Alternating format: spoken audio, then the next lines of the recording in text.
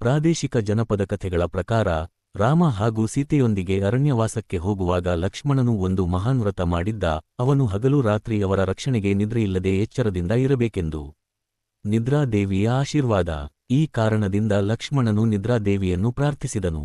ದೇವಿ ಅವನ ಮುಂದೆ ಪ್ರತ್ಯಕ್ಷಳಾದಾಗ ಲಕ್ಷ್ಮಣನು 14 ವರ್ಷಗಳ ಅರಣ್ಯವಾಸದ ಅವಧಿಯಲ್ಲಿ ನಿದ್ರೆ ಬಾರದಂತೆ ಆಶೀರ್ವಾದ ಕೇಳಿದನು.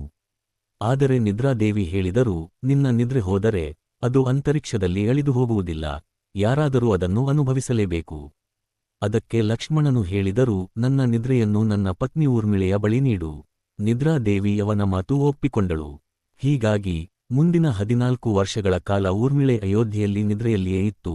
ಲಕ್ಷ್ಮಣನು ಅರಣ್ಯದಲ್ಲಿ ರಾಮಸೀತೆಯ ಸೇವೆಯಲ್ಲಿ ಜಾಗರೂಕರಾಗಿ ಎಚ್ಚರದಿಂದ ಕಾಲ ಕಳೆಯುತ್ತಿದ್ದನು.